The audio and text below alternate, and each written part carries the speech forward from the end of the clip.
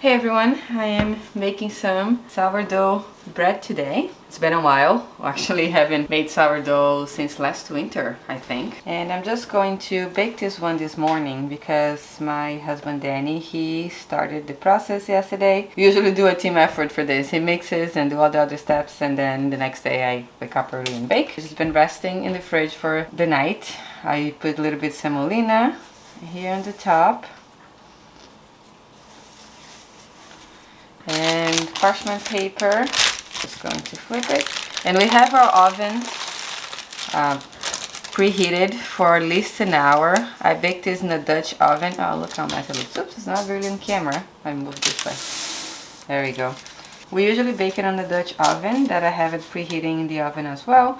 And now I'm just going to score the top. Since this one is round, I'm just going to make a sort of a square on top.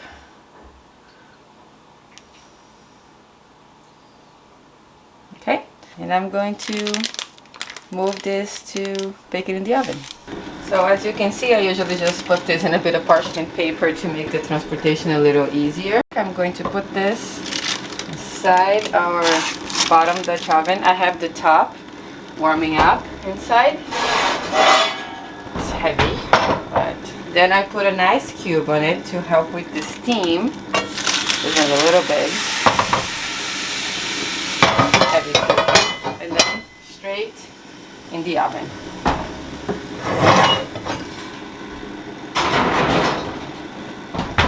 I like to bake with the lid on for 30 minutes. And then I take the lid off and bake for another 15. Alright, now that the bread's baking, we can talk a little bit, have a little chat. It is really cold outside for me to take you guys out to the garden. It's about 36 right now, and I don't want to go out there until this bread is baked. I haven't had a chance yet to go dig out my dahlias. I wanted to do it a little sooner this year because of what's been happening over there with the flowers. It happened again yesterday when I walked by. I noticed that all the flowers are gone one more time. So at this point, just it is what it is, you know. I do have some dahlias blooming here in my backyard, which is nice, but they're not going to last long. As of right now, I am really thinking to go out and harvest a lot of the stuff that I still have there this week. I will harvest the rest of the flowers. I'll harvest some herbs on the green stalk also, and just try to leave the cold hardy stuff out there. And I still have to catch up with some other garden stuff too, like this here is lemon verbena that I have dried. I have been drying lots of herbs. When I get a chance to go out here and there, I will just harvest some things. This is sage. It was in the front yard, and it's perfect now for the holidays. It's all nice and dried, so I have to jar this. I don't like to leave it out too long anymore. And this smells really good because it gets dusty, and you can find some dust in here, like I saw in my cilantro seeds on that saving seeds video that I posted a couple weeks ago. So I'm gonna take some time to do this too. So since I'm waiting for the bread and I'm talking to you guys, I'm just going to start doing it. It's very easy. I'll just go and kind of strip the leaves, you know, and come out with my hand. Makes a little bit of a mess on the bottom here, but I don't mind. I'll just pick everything up and put here in the jar. I can put actually, I could put a cloth here if I wanted to be a bit cleaner, but let's just do this. So this lemon verbena, it's really good for tea. It's mostly what I grow it for. And I think when you grow yourself, the leaves dry out so good. You see that, you can see, like, kind of keeps the shape well. The green's still nice and beautiful. I've bought lemon verbena dried before from stores, and they're like brown. So I think it's a really good one to do it at home, and super easy to grow. It smells amazing. It just smells so good. Before I make the tea, I will crush it a bit, right, like this, before I add the hot water. But for now, I'll try to keep the leaves somewhat whole. And I love to give this as gifts too because it smells so good. A lot of people get kind of mind blown by it. So I'll probably have more than one jar, I can see here. And those are the little things that I always find myself doing in the garden around fall. Even though, you know, fall is not as busy out there in the garden. Catching up with saving seeds and preserving stuff always kind of makes you feel like you've been in the garden too. So those little things are always fun things to do in the fall. Still, when things are starting to get busy with the holidays, the garden's slowing down outside. Most of you guys probably already had your first frost. You know, we are here in New York City because of the urban setting, the city heat. We stay a little bit warmer longer because of all of this concrete here, but it is a busy time of the year with other things like cooking and holidays. And I'm already, obviously, like everybody, I think, now thinking of Thanksgiving. We're gonna have a very nice meal this year. I don't have a lot of stuff from the garden to put in there, unfortunately, because, you know, this year didn't grow as much veggies and herbs and everything. I have some rosemary growing. My thyme died, which is so sad. When I was in Brazil, I think just got dehydrated because it was in a pot. And I think next year I'm going to try to grow more herbs too.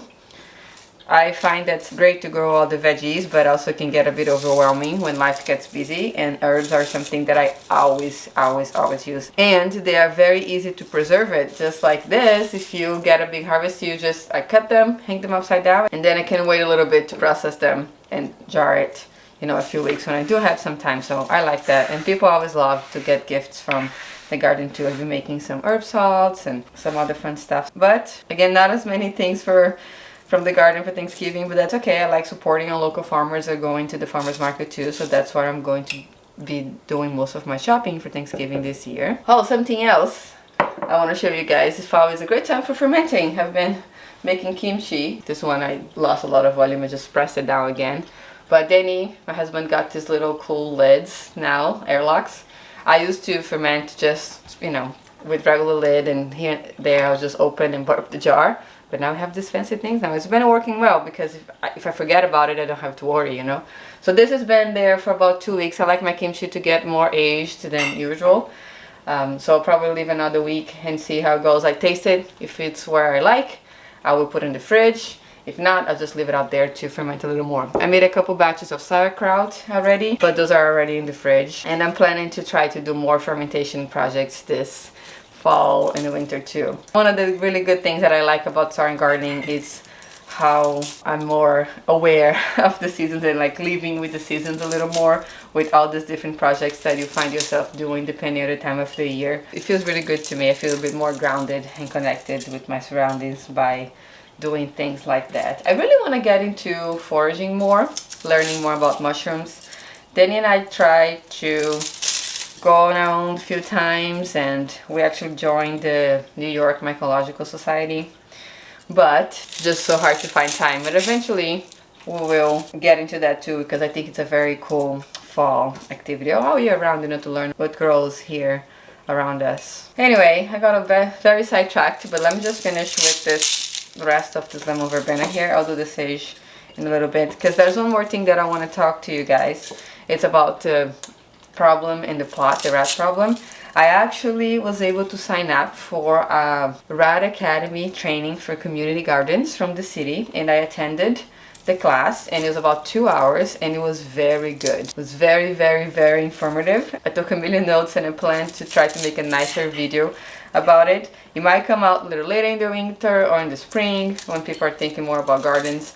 But hopefully I'll be able to pass as much information as I can to you guys too, because so many of you have reached out to me about the rat problem. And even before I had the rat problem, many people that found me on Instagram or even here on YouTube, they would send me a message on Instagram, say like, how do you deal with the rats? You know, it's probably the problem that most of us have here. I was just lucky that they haven't really discovered the garden with the first few years. But the class is really, really informative, and there's a lot of actionable things that you can do to prevent the rats to go to your garden to begin with, and also how to fight them if they do get there and you start seeing burrows and all of that. They give you resources and things to do, and it gave me a bit more hope. I got a bit more motivated. They did say though that if you had an infestation or if there's like trash in your street, which can happen a lot here in New York City, we just put the trash in the curb. We have to twice a week. If that happens and you do see more rat activity than normal, there's some precautions you should do too, like what kind of things you should plant, because there is a possibility that your soil can be contaminated. So I'm just going to assume that my soil is contaminated because I obviously had a rat problem, so that's going to impact and influence the way I plan the garden for next year. So I'm going to spend some time trying to plan the garden a little better for next year too. I really want to be more mindful of the process this year. I try to plan it every year and then I get excited, sow too many seeds, and then the garden turns out completely different than I originally intended, because I just try like to fit everything everywhere, and I'll try to see if I can control myself a little better this year. I really feel fortunate that I had a really good vegetable year the year before this year, and now this year I focused more on flowers. So now I feel that I kind of gain experience on both, and I would like to merge them together and have a really good diverse garden next year with vegetables and flowers, while accounting with the problems that I have here in New York City, the rats, the soil contamination, etc. So I really want to try to be more mindful and more thoughtful about the whole planning to still have a nice, thriving, abundant garden, even though I have all these restrictions. Also, as I mentioned before, I tried to post some more cooking videos this winter. The maple pecan jalapeno ones that you saw was actually from last year, as I've said the video before, but I'll try to do some recent ones too. I want to do some Thanksgiving things. Hopefully I'll have some time to do that. But also, if you want to see any things like fermenting or any other projects that you're curious to do this winter, please let me know. Or bread, like we've been making here. I haven't been talking about this as much here in the channel, but I am a professional chef. I went to culinary school. I worked in restaurants for many years. Now I work as a private chef, and even though this channel has been really focused on gardening, I do want to kind of turn a bit around and do some more cooking too, and hopefully inspire some other people to do some more cooking at home too, because cooking, home cooking is so important, you know, preparing our own food, you know, taking care of our health. So anything that you would like to see, please let me know in the comment sections down below. I am very excited for fermentation this year. I feel that I always get excited in the fall, but this year I'm doing more projects than usual. Getting some, thank you. Danny just made some coffee for us. How long do we have in the bread? 10 minutes. 10 minutes until we take the lid off. Oh, and also I want to kind of have a more defined, seasoned experience with the garden. I feel like I get super excited in the spring. I plant a lot of stuff, then I don't have space to put my summer stuff, and then I'm like struggling trying to decide what to do. So this year with the planning, I'll try to really sort of designate some areas of the garden for different things.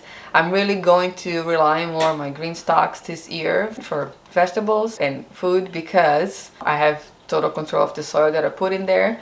I did use potting mix when I first got them, and I keep just putting city compost on it after. And the city compost, from what I've learned when I went to the Queen's Botanical Garden, that it's tested. So they test for heavy metals, for toxins and all of that. So that's a good thing. It's funny, I mean, they say good, but when we went to North Carolina, we stayed in a friend's homestead, and he actually said, yeah, they test for the heavy metals and toxin stuff, but you don't know about pesticides or what kind of food these people are putting in this compost, in the city compost, like where this food's coming from. Could still have traces of pesticides and stuff.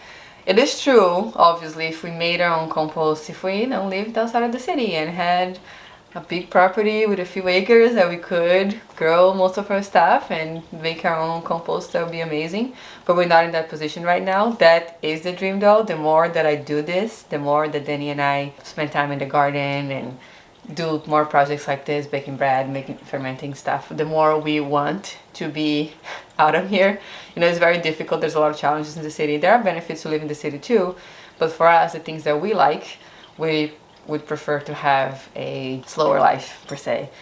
So let's see what happens. You know, we're not in a position to move right now, but that would be the dream for us in the future. And why we're not there, we just keep practicing our skills here. That's why I also want to do more cooking in here, because that's something that I think is very important. You know, if you're growing all this food, even me having professional background, I got overwhelmed. Last year I was so overwhelmed because I didn't have time. You know, I had the skill, I have the garden, the abundance, but I had no time. I was working. The life in the city is so busy. When you come home, there's all these things to deal with. So it's really finding a balance and learning what works for you. But learning, you know, what to plant and what to cook, it's a very valuable experience, even though if we're doing here in this small scale. And sometimes it's better, you know, sometimes it's better to start small, make mistakes, and then once you get more skill, more confidence, then you can expand, and more knowledge too, more learning. Then hopefully it won't be so painful when we do get to live the life that we dream of. Alright, it's time to take the lid out of the bread now. Let's see how it looks. Oh, nice. So it's pale when you take the lid off first, but it has a nice spring, you know, like got nice and tall. And now I'm going to put it back and let it finish cooking there for another 15 to 20 minutes. So I'll put a timer again. It's a big loaf, so it takes a little bit of time. But we'll do 15, I'll check on 15. And if I like the color, I'll take it out. If I think it needs a little bit more time, I just add another 5 minutes. And while we wait a little more, let's just go outside real quick. Oh, look who's here. This is Tiger. He is one of our backyard cats and he comes visit us sometimes. So I think he was a house cat before because he meows and he's very comfortable with me. Sometimes he comes very close, so I don't know. Someone unfortunately probably abandoned him, but he has a little clip on his ear. I don't know if you can see. Yeah, good job, Tiger. A few people from the neighborhood a couple years ago got together and got them all fixed and released them back in the backyard over here. So 2 of them always come here. Oh, the other one's right there. What? It's so lucky. We don't see them all the time. I called her. Oh, there's another one. Oh my God, you guys. Oh, that's Big Red. So Big Red probably. Look at that, she's a little aggressive. Okay, that's Big Red. Let me wait till the other one comes. He's very comfortable too. I also think he was a house cat. We don't like them to touch us because we have a cat inside and they might have fleas and stuff. But her over there, cutie. I call her Gypsy sister because she looks like my cat, Gypsy, but a different color. She's so cute. And we think that she might be his daughter. And then before they would all see fixed to see his ears also clipped, hair is also clipped. Maybe they were kind of having babies around in here. So they kind of look alike and I think she's his baby. Anyway, came here to show you guys plants and we've seen these little cats. They're very comfortable with us here. But let's take a look at the green stalk real quick. Things are not growing so fast because it's cold and I ran out of fertilizer actually, so I'm not gonna buy another one until the spring. So I'm just gonna let them be. I'm not gonna have lots of greens, but some cilantro I'll be able to harvest. These chives just keep growing, giving. It's amazing. That's something I really loved eating out of the garden all the time. I haven't been using green onions much. I just use chives because I have them and it's pretty cool. They're very tasty. And some cilantro here is doing good. I have this pepper that volunteered and it looks like it's the Malagueta pepper, the Brazilian one, the same as this guy that's suffering with the winter. I gotta harvest this.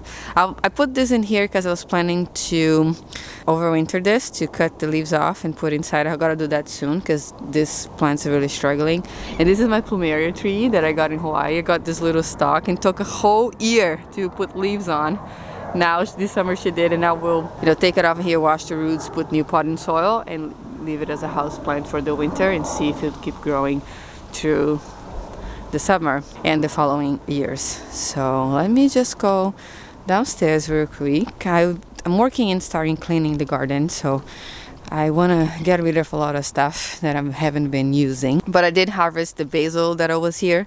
It was starting to look like this because it was so cold, and I left it in here so I can collect the seeds from the ones that are mature. I didn't want to take it home because I thought the seeds will fall everywhere. This might fall here too, but it's fine. I still be able to collect a lot of them. But this basil is out of the green stalk. That gave a little bit more space for the calendula, which is really enjoying the cold. But I'm also planning to harvest seeds from this too because she did really well in this green stalk. So the daikon, look at that.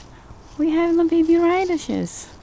Daikon is doing good. Remember we sowed this together. I think I have a video. Look at this ones, are doing really good. Without fertilizing. I was busy, I guess, and I didn't fertilize it as much. And the broccoli I harvested the last time. Sorry for my shadows early in the morning.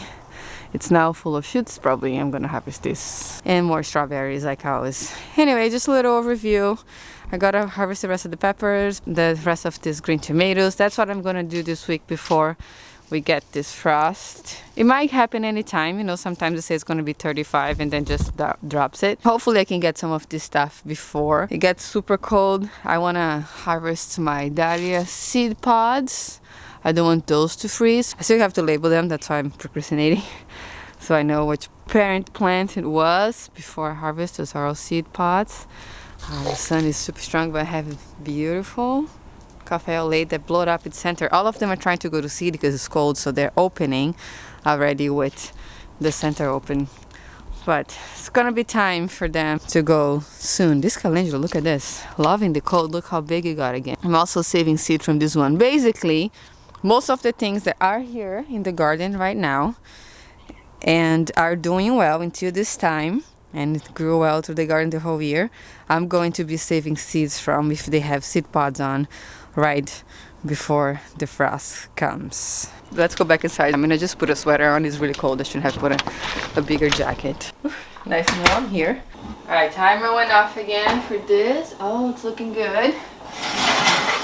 Look at that. Very nice color. It's beautiful. Nice. Okay, now after take out of the oven, I'm just going to lift. It's hot, but I want to put it in a little rack or something so I don't get, the bottom doesn't get steamy.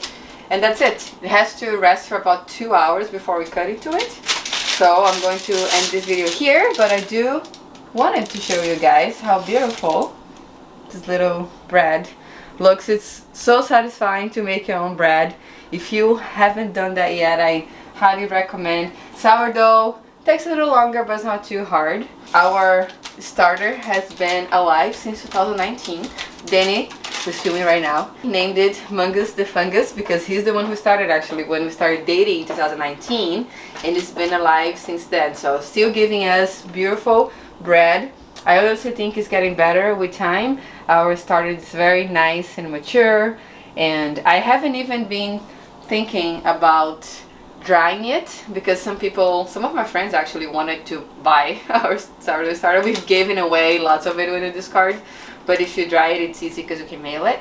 So that could be something we might be doing in the future too. Turn this off, and that's it. Thank you guys so much for watching today, and I'll see you next time.